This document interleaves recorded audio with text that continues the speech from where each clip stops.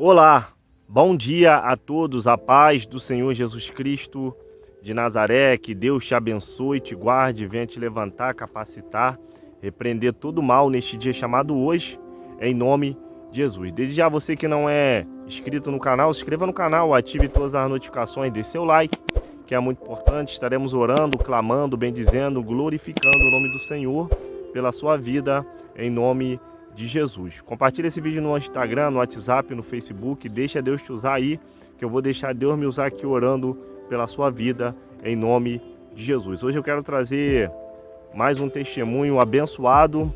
Sei que Deus vai falar aos nossos corações nesse dia chamado hoje, direto do monte. E no final estarei orando pela vida dos irmãos. Deus está voltando. Jesus vem para buscar a sua igreja. Estamos nos últimos dias da igreja e devemos ficar ligados 24 horas em nome de Jesus. Acompanhe conosco, no final estarei orando pela vida dos irmãos. Olha, eu me lembro claramente de uma cena que chamou minha atenção. Era uma novela da Rede Globo, América. Lá tinha um casal gay. Lembro que era o Bruno Galhaço e outro ator, que não me lembro agora. Eu era uma criança. Tinha apenas 9 anos, mas cheia de curiosidade, e aquilo me deixou intrigada. Aquela novela parecia inofensiva. Meus pais assistiam religiosamente todos os dias. Mas ver aqueles dois homens dizendo que estavam apaixonados um pelo outro não era algo comum para mim, e a pergunta ficou na minha cabeça. Como seria um relacionamento assim? Quando a curiosidade começou a me consumir, resolvi buscar respostas. No dia seguinte, aproveitando que estava sozinha em casa enquanto meus pais trabalhavam, liguei meu computador e comecei a pesquisar sobre o assunto. Meu computador era daqueles bem antigos. De tubo e internet naquela época era artigo de luxo, mas eu tinha em casa, graças aos esforços de meu pai. Não sei se é graça ou desgraça para mim.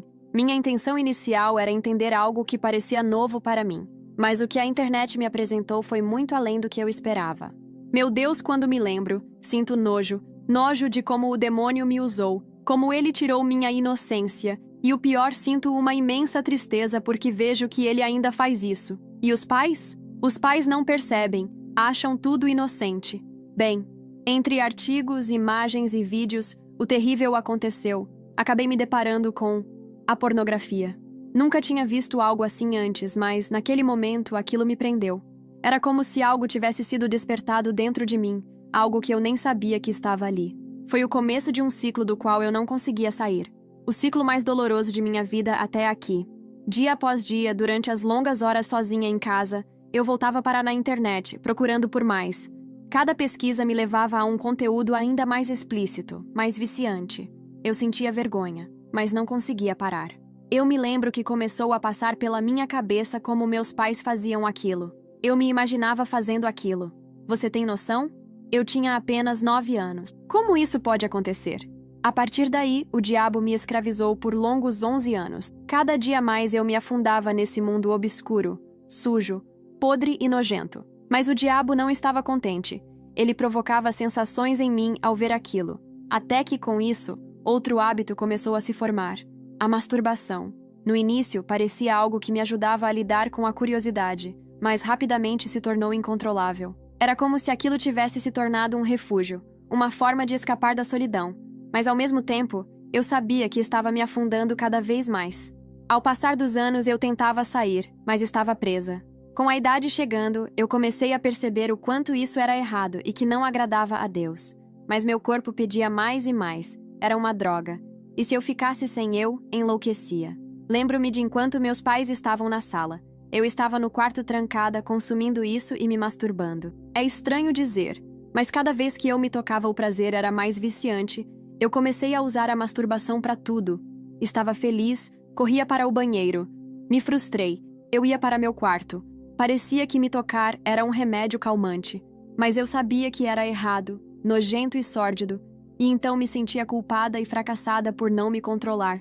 Ninguém sabia disso, apenas eu e Deus. Quando me lembro que Deus está em todo lugar, eu me envergonho profundamente do que fiz. Se eu tivesse essa consciência antes, talvez eu não teria caído nesse submundo. Imagina, você ali se tocando e tendo a consciência que Deus está vendo tudo? Sim, porque de Deus nada se pode esconder. A vergonha era insuportável. Eu me sentia presa, completamente perdida, como se estivesse vivendo uma vida dupla. Por fora, eu era a mesma Emily que todos conheciam, a filha responsável, a garota sorridente. Mas por dentro, eu carregava um peso que ninguém via, um peso que eu mesma não sabia como suportar. Foi durante um domingo que minha vida tomou outro rumo, embora, na hora, eu não soubesse exatamente para onde estava indo. Meus pais, como sempre faziam, insistiram para que eu fosse à igreja com eles. Embora não estivesse animada, fui. Estava começando a me sentir sufocada por tudo o que estava vivendo e, talvez no fundo, eu tivesse esperança de encontrar algum alívio naquele lugar. A igreja estava cheia, com bancos ocupados por pessoas que pareciam felizes e realizadas. Eu me sentia deslocada, como se minha culpa fosse visível para todos. Quando a pastora subiu ao púlpito, percebi que ela era firme em suas palavras. A pregação começou com um tom de exortação, como se estivesse direcionada diretamente a mim. Ela falava sobre pureza, sobre santidade, mas então começou a entrar em um terreno que me fez estremecer. A pastora começou a condenar a prática da masturbação. Sua voz era clara, forte, e cada palavra parecia perfurar meu coração. Ela não suavizou suas declarações. Disse que aqueles que se entregavam a esse pecado estavam abrindo as portas do inferno para si mesmos. Deus odeia o pecado sexual, e aqueles que permanecem nele não verão o reino dos céus.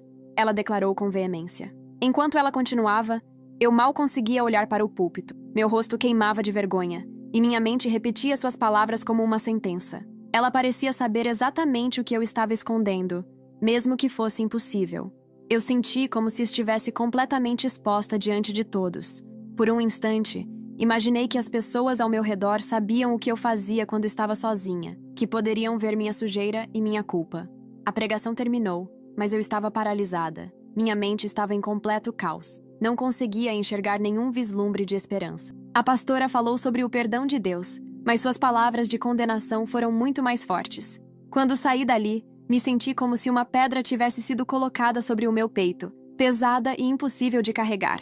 No caminho de volta para casa, meus pais conversavam sobre a pregação, mas eu mal conseguia ouvi-los. Meus pensamentos eram sombrios. A vergonha que eu já carregava agora parecia insuportável. Eu me sentia completamente condenada, como se não houvesse mais redenção para mim. As palavras da pastora ecoavam na minha mente, cada uma como um golpe. Você não verá o reino dos céus. Foi naquele momento que a desilusão tomou conta de mim. Eu me perguntava como poderia continuar vivendo sabendo que, aos olhos de Deus, eu era uma falha tão profunda. A culpa que já era esmagadora agora parecia ter se multiplicado, e o peso da minha própria existência se tornou insuportável. Saí daquele culto com uma certeza aterrorizante. Eu era um caso perdido. Quando cheguei em casa, esperei meus pais dormir. Meus pensamentos não paravam. Lembro-me que eu parecia alucinada. Isso com meus 19 anos. Lembro-me nitidamente que dentro do meu quarto tinha um homem, vestido de preto, e ele dizia: "Você é uma fraca. Tira sua vida. Acaba com essa vergonha. E se todo mundo descobrir, o que você fará? Não há mais salvação para você? Acabou. Acaba com isso agora." E eu falava com ele. Ele era real. Eu sentia sua energia opressora. Era como se eu não quisesse, mas ele tinha o poder de me convencer. Foi então que ele me disse: "Os remédios da sua mãe." Ele repetiu: "Os remédios da sua mãe." Eu não entendi na hora, mas ele insistiu: "Toma, vai te deixar melhor." Após isso, começou a experiência de morte mais obscura de minha vida. Eu peguei uma caixa de remédios controlados de minha mãe, que ficava em uma caixinha na cozinha, e tomei todos. Minha vida não fazia mais sentido. Mas Deus não ia deixar, e eu o louvo por isso. Sabe o que aconteceu após isso? Minha mãe, exatamente nesse dia, havia se esquecido de tomar um daqueles comprimidos e se levantou para tomar. Quando percebeu que todos haviam sumido, veio me perguntar. E segundo minha mãe, ela já me encontrou caída em minha cama, desacordada. Ela disse que imediatamente se deu conta do que havia acontecido. Então ela se ajoelhou e clamou a Jesus: "Senhor, se salvar minha filha, eu me entrego completamente a ti." E então, bem, eu acho que Deus ouviu suas preces. Ela chamou o socorro. Eu fui internada. Fiquei em coma por longos 7 dias. Ela me disse que ficou dia e noite ao meu lado, só orando, incessantemente. Bem, mas o que eu quero relatar é o que aconteceu nesses 7 dias, em que estava morta para a vida, mas viva no inferno. Assim que apaguei para a vida, acordei em um lugar tenebroso, quente, como se o próprio ar estivesse em chamas. Não conseguia ver muito além de um horizonte turvo, mas a sensação de sufocamento era inconfundível. O calor era insuportável, como se estivesse sendo queimada por dentro. Era um lugar de sofrimento, de agonia eterna, onde não existia alívio. Cada respiração era uma luta, e cada movimento trazia um peso maior sobre minha alma. A angústia era tão intensa que mal conseguia pensar. O som de gritos distantes parecia ecoar em todas as direções, mas não podia ver de onde vinham. Eu sabia onde estava, sem dúvida. Quando fiz o que fiz, sabia que aquele era o meu destino, um destino que eu mesma tinha escolhido. Cada passo que dei em direção à tentação me conduziu até ali. Eu sabia o que era errado, mas cedi. Cada vez que cedi ao pecado, cada vez que me deixei levar pela culpa e vergonha, estava me afastando de Deus. Eu sabia que, de certa forma, aquele lugar era a consequência das minhas ações, mas não imaginei que seria tão devastador, tão insuportável. A realidade do inferno não era como eu imaginava, era infinitamente pior. O calor, a dor, a solidão, a desesperança. A sensação de que nada ali poderia ser consertado. A dor era perpétua, sem fim. Em cada parte daquele lugar havia almas perdidas como eu. O sofrimento delas não era apenas físico, era algo mais profundo, espiritual, psicológico. Havia um peso sobre elas, algo que esmagava suas existências, como se estivessem sendo consumidas por dentro. Seus gritos eram como rugidos de terror, como se estivessem pedindo perdão, mas não havia escapatória. Não havia alívio. Eu via rostos conhecidos, pessoas que eu já havia conhecido em minha vida, e sabia, no fundo, que elas também estavam ali por causa de suas escolhas. Elas estavam presas em um ciclo eterno de arrependimento, um ciclo que não teria fim. De repente, uma figura surgiu das sombras. Era um homem, de capa preta, mas seu olhar não refletia bondade, muito pelo contrário. Seu olhar era frio, vazio, cheio de desprezo. Ele me observava com um prazer sombrio, como se estivesse esperando por este momento, como se já soubesse que eu chegaria ali. Não era preciso palavras para eu saber quem ele era. Ele não precisava se apresentar. Sua presença já dizia tudo. O diabo, o inimigo das almas, o mestre da destruição. Ele se aproximou de mim e, com um sorriso macabro, disse: "Bem-vinda." E logo sua aparência começou a mudar. O homem se transformou diante dos meus olhos. Sua face se distorceu, e quando a transformação terminou, ele estava diante de mim em sua forma verdadeira, horrível. O diabo, o ser que havia trabalhado tanto para me seduzir até aqui. Ele não estava apenas satisfeito em me destruir, mas em me mostrar o quão facilmente ele havia conseguido. Ele não tinha misericórdia. Seu olhar era de triunfo, como se ele tivesse vencido mais uma batalha. "Viu?" ele disse com uma voz venenosa. "Eu te convenci. Não foi tão difícil assim. Você caiu, como tantas outras. O que começou com curiosidade e prazer, levou você até aqui. Agora você é minha, e é para sempre." Seu sorriso era triunfante, mas também havia um prazer tortuoso em suas palavras. Ele se deliciava com minha dor, com o sofrimento que eu estava vivenciando. Então, ele começou a me mostrar mais. Como uma visão, imagens começaram a se formar ao meu redor, como se eu estivesse vendo a realidade do inferno de uma perspectiva mais ampla. Não era apenas o fogo que ardia, não era apenas o sofrimento físico. O que eu via eram almas sendo atormentadas de maneiras mais sutis, mais profundas. O sofrimento psicológico era o que as destruía. Elas estavam presas, lutando contra a culpa, contra o arrependimento, mas sem poder mudar nada. Era um sofrimento eterno, sem a possibilidade de redenção. O diabo me mostrou algo ainda mais sombrio. Ele falou com um orgulho que me causava repulsa. "Eu não estou aqui apenas para destruir. Eu estou aqui para aprisionar as almas. Eu tenho um plano: a pornografia e a masturbação. Deus criou os desejos e eu deturpei. Esse pecado é parte de um plano maior, algo que está se espalhando como uma praga. E eu sou o semeador." Então ele riu.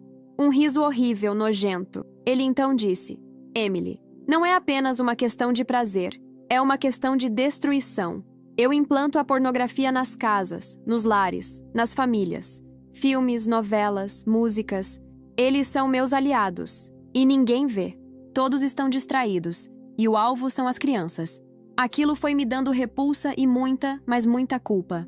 Ele continuou: "Por que você acha que cada dia mais há mais pornografia explícita e exposta de forma fácil na televisão?" Então ele falou: "É para pegar as crianças, Emily. Eu peguei você. Você só tinha 9 anos. E então, eu me lembrei nitidamente qual a porta eu havia aberto e dado brecha para ele entrar em minha vida. Eu me lembrei exatamente da cena que vi na televisão. Era como se eu revivesse aquele momento. Mas eu sentia minha carne se rasgando, uma dor insuportável. As palavras dele me cortaram como facas. Como ele ousava falar sobre as crianças dessa maneira? Onde estava Deus que deixou esse monstro me corromper? Eu me questionava. Eu não queria acreditar. Mas ao mesmo tempo, eu sabia que o que ele dizia fazia sentido. Eu via como as gerações mais jovens estavam sendo cada vez mais bombardeadas por conteúdos impuros e destrutivos, sem saber o que era certo ou errado. E ele não parava. Ele insistia. As crianças são minhas maiores vítimas, ele continuou, com um brilho maligno nos olhos. Elas são vulneráveis, abertas. Elas ainda estão em formação. Não têm discernimento suficiente para distinguir o que é certo e errado. E eu, enquanto os pais estão distraídos, posso deixá-las à mercê.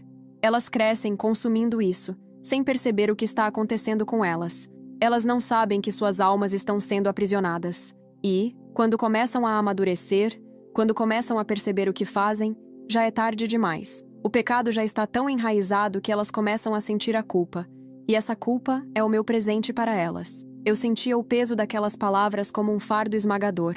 Como eu mesma havia caído nessa armadilha, como não percebi o quanto estava sendo manipulada por ele, pelo diabo, que me enganava com falsas promessas de prazer.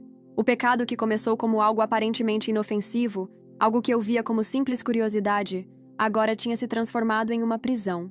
Eu percebi que o diabo estava agindo de forma astuta, plantando sementes de destruição, mas de uma forma tão sutil que muitos nem notavam. Ele me mostrou como os pais estão cada vez mais ausentes dos seus lares, como cada vez mais pais estão trocando o seu sossego por um celular, e eles não têm noção da arma que estão dando nas mãos de seus filhos. Ele me mostrou milhares de pessoas ali que foram corrompidas em sua infância e como o ciclo de destruição era parecido com o meu. Ele me mostrou crianças caindo em pecados nojentos como a pornografia e a masturbação e achando tudo normal. Bem, até ter discernimento para entender o que é errado, e é aí que o diabo começa a sua façanha. E sabe o que mais me devastou? Foi a ideia de que, à medida que essas crianças cresciam e começavam a entender o que estava acontecendo com elas, a culpa os consumiria. Isso os levaria a um ponto de desesperança, onde muitos, como eu, não aguentariam.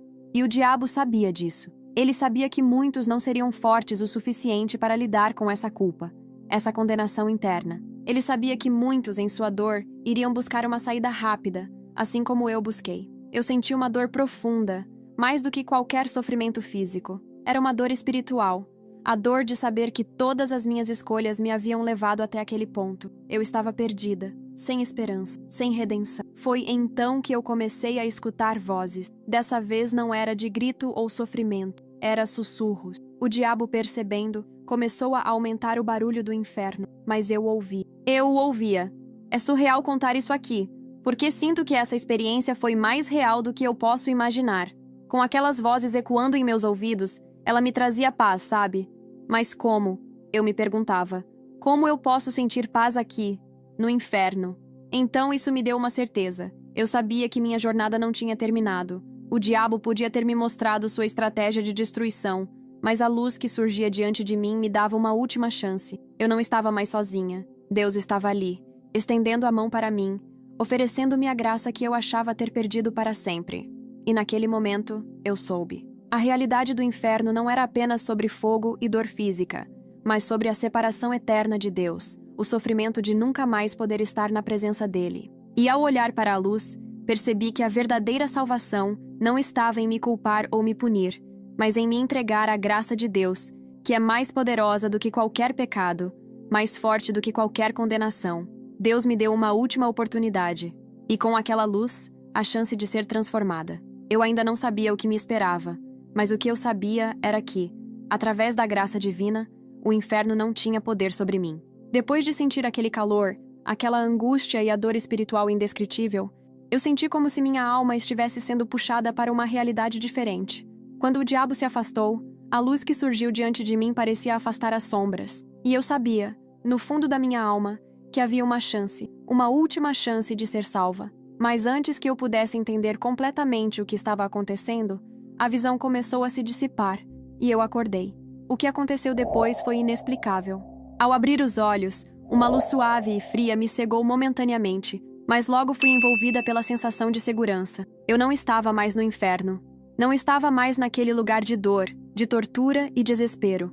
Eu estava em um hospital, deitada em uma cama, com máquinas e fios ao meu redor. Meus olhos se ajustaram e vi os médicos ao meu redor, conversando entre si, com expressões de incredulidade. Ela voltou, disse um deles, com uma voz que tremia de surpresa. Eles estavam espantados, como se eu tivesse retornado de algum lugar impossível. Mas, naquele momento, meu olhar se voltou para um rosto familiar. Minha mãe. Ela estava ao meu lado, sentada na cadeira, com os olhos fechados, um sorriso sereno no rosto. Ela parecia em paz, como se soubesse, de alguma forma, que tudo estava bem. O que mais me tocou foi o que ela estava fazendo naquele momento. Ela sussurrava baixinho, mas com uma força silenciosa, a oração do Pai Nosso em meus ouvidos. Suas palavras, carregadas de fé e amor, pareciam trazer a cura que minha alma tanto necessitava. Naquele momento, eu soube que Deus me tinha devolvido a vida. Não era só uma questão de voltar ao corpo, mas de uma segunda chance, de um novo começo. E minha mãe sabia disso. Ela sabia que Deus estava me dando essa chance. Ela não estava assustada ou agitada como eu esperaria, mas tranquila e serena, como se tivesse esperado por esse momento durante toda a minha vida. Suas palavras de oração eram a prova de sua fé, uma fé inabalável que me cercava, me protegia, me dava força para enfrentar o que vinha pela frente. O peso da experiência pós-morte que vivi no inferno ainda estava em minha mente. Eu sabia que havia algo muito maior em jogo, algo muito mais profundo e perigoso. Eu precisava compartilhar a verdade, precisava alertar as pessoas, especialmente os pais e as mães, sobre o que eu tinha experimentado. Eu não poderia guardar aquilo para mim. O diabo era real. Antes de terminar, eu quero dizer, pais, mães, pelo amor que têm em seus filhos, vigiem, olhem para eles, vasculhem o que eles estão vendo na internet, cuidem dos seus lares, não deem brechas ao inimigo, tire da sua vida tudo que pode te levar para o inferno, e principalmente, tudo que possa levar seus filhos para o inferno. Novelas, filmes, músicas seculares. Elas foram feitas com um propósito: destruir a família, e o alvo principal do diabo são as nossas crianças. Vigiem. Estudos mostram que cada vez mais as nossas crianças estão tendo contato com a pornografia e com isso se viciando em masturbação. Esse pecado nojento e sujo. Acreditem, a masturbação escraviza, ela nos prende e só a libertação de Jesus é capaz de nos livrar dela. A fé da minha mãe e sua transformação genuína me salvou, e você está disposto a salvar seus filhos? Agora quero falar com você que está enfrentando essa maldição do vício em masturbação. Vá a Deus em secreto, fale com Ele, peça perdão e peça libertação. Ele vai te dar. Ele te ama e quer te cuidar como um pai cuida de um filho. Hoje eu vivo para isso, para alertar os perigos da pornografia e masturbação. Então, por favor, me ajude a fazer este testemunho a chegar a mais pessoas. Eu preciso alertar o maior número de pessoas que eu puder. E tenho mais um pedido, por favor. Se este testemunho agregou algo em sua vida, considere se inscrever nesse canal e apoiar este projeto lindo de testemunhos. Aqui, desvendamos as armadilhas do inimigo. Testemunhos fortes de pessoas que tiveram experiências de quase morte e viram a realidade do inferno. Não é brincadeira. Então, mande agora mesmo este vídeo para alguém que precisa saber disso. Deixe nos comentários o seu testemunho ou apenas digite amém. Assim vamos saber que chegou até aqui. Deus te abençoe. Vai operar um milagre na sua vida, na sua família, na sua casa. Hoje é o terceiro dia da campanha, estamos aqui direto do monte para clamar, glorificar e exaltar o nome do Senhor, que é digno de toda honra, glória e louvor. Eu quero orar pela tua vida, eu quero clamar. Deixe seu pedido de oração nos comentários, que depois nós estaremos trazendo para o monte, consagrando a família, a casa dos irmãos. A Bíblia diz no Salmo 121, elevo meus olhos para os montes, de onde me virá o socorro. O meu socorro vem do Senhor, que fez o céu e também a terra. Vamos adorar, vamos glorificar o nome do Senhor e buscar a face dele neste dia chamado hoje, em nome de Jesus. Oremos. Pai nosso, que estás no céu, santificado seja o seu nome. Venha a nós o seu reino. Seja feita, meu Pai, a sua vontade, assim na terra também como no céu. Pão nosso de cada dia vos dai hoje. Perdoa, Senhor, as nossas dívidas, assim como nós perdoamos os nossos devedores. Não nos deixes cair em tentação, mas livrar-nos do mal. Pois teu reino é o poder, a honra e a glória seja dada para sempre. Bendito Deus e eterno Pai, Pai querido, em nome de Jesus Cristo de Nazaré, queremos louvar, engrandecer e exaltar o teu nome, porque só o Senhor é digno de toda honra, glória e louvor. Pai Celeste, neste dia chamado hoje, eu quero lhe pedir, meu Pai, que o Senhor venha derramar a sua glória e o seu poder, repreendendo todo o mal, tudo aquilo que não provém de ti, Senhor amado, joga por terra. Ô Espírito Santo, que nesta hora, aonde tiver um servo ou serva tua, Deus Todo-Poderoso, precisando de uma bênção, precisando, meu Pai, de um milagre sobrenatural, que o Senhor venha visitar, jogando, meu Pai, todo impedimento, tudo aquilo que não provém de ti por terra. A tua palavra, meu Pai, diz no Mateus capítulo 18, verso 20, que aonde tiver 2 ou 3 reunidos em teu nome, ali o Senhor se faz presente. Eu creio, meu Pai, que o Senhor já está presente em nosso meio, direto deste monte.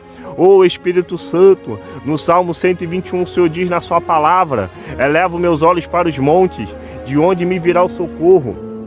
O meu socorro vem do Senhor, que fez o céu e também a terra. Nesse terceiro dia da campanha, orando pelas famílias, eu quero profetizar, meu Pai, com a autoridade que o Senhor me deu nesta terra como profeta. Ô Espírito Santo, que o Senhor venha repreender, jogar, meu Pai, todo impedimento, tudo aquilo que não provém de ti, Senhor. Deus Todo-Poderoso, que nesta hora a tua glória venha resplandecer e o teu Espírito Santo venha habitar.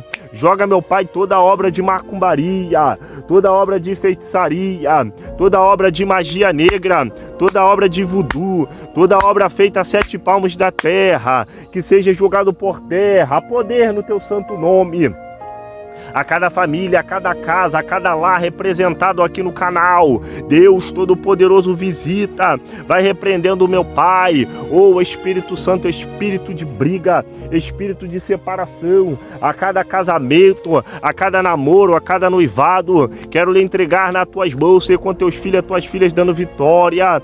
Joga, meu Pai, ô Espírito Santo, espírito maligno que tenta habitar, que tenta, meu Pai, trazer desânimo, que tenta trazer espírito de derrota sobre os lares, casas, relacionamentos, que seja repreendido e jogado por terra nesta hora. Deus Todo-Poderoso, é o Senhor que levanta, que capacita, que ergue os teus filhos do charco de lodo, a cada jovem, a cada criança, a cada adolescente, a cada homem, a cada mulher, meu Pai, quero lhe entregar aos teus cuidados, ser com teus filhos e tuas filhas dando vitória, repreendendo todo o mal, tudo aquilo que não provém de ti, meu Pai. Estamos aqui fazendo a tua vontade, estamos aqui buscando a tua face, como diz a tua palavra em Isaías, Senhor amado, Deus Todo-Poderoso, 55:6, buscai ao Senhor enquanto se pode achar, invocar enquanto está perto, e o Senhor está perto de buscar a tua igreja,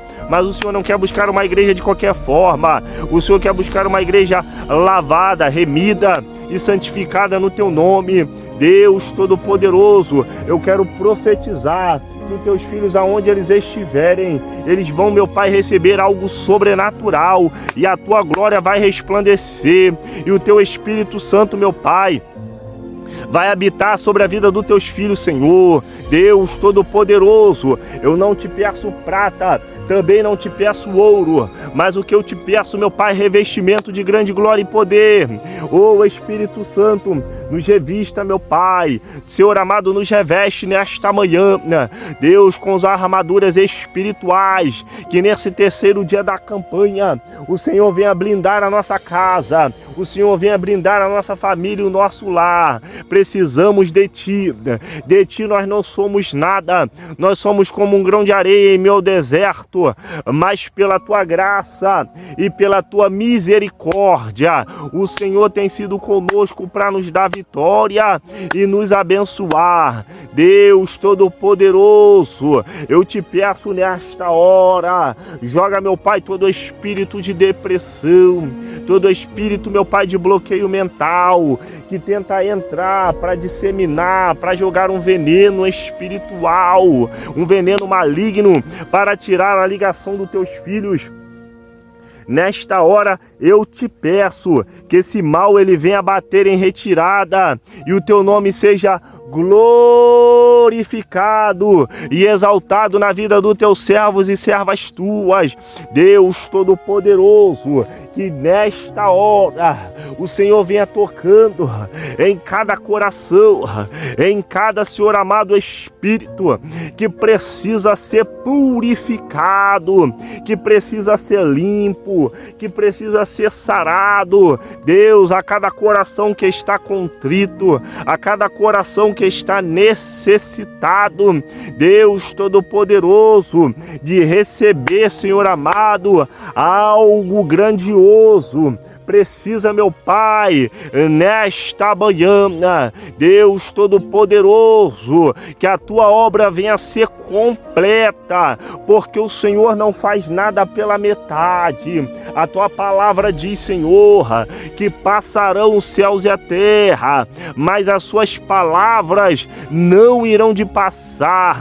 O Senhor é o nosso pastor e nada nos faltará. O Senhor não é homem para que minta, e nem filho do homem para que se arrependa. O Senhor vela sobre a nossa vida, o Senhor vela sobre a sua palavra. Deus Todo-Poderoso, eu te peço nesta hora que o Senhor venha nos dar e venha nos conceder um dia abençoado na tua presença. Nos livra, Senhor, do homem sanguinário e da bala perdida. Deus Todo-Poderoso, e direto deste monte eu quero profetizar sobre a vida dos teus servos e servas tuas, bênçãos sem medidas, portas abertas, e que as portas do inferno não prevalecerão contra a vida dos servos e servas tuas. Abençoa e dá vitória. São essas bênçãos que eu te peço e já te agradeço na certeza da vitória, em nome de Jesus Cristo de Nazaré, aquele que vive e reina para todos sempre. Amém e graças a Deus. Que Deus te abençoe e te guarde em nome de Jesus. Se inscreva no canal, ative todas as notificações, deixe seu like, que é muito importante. Compartilhe esse vídeo no Instagram, no WhatsApp, no Facebook, e eu estarei orando, clamando, bendizendo, glorificando o nome do Senhor. A Bíblia diz em Jeremias 33:3: clamai a mim e responder-te-ei, e anunciar-te-ei coisas grandes e firmes que não sabes. Que Deus te abençoe e te guarde. Fiquem todos na paz do Senhor. Shalom Adonai, que a graça do Senhor venha inundar os nossos corações. Fui, até a próxima.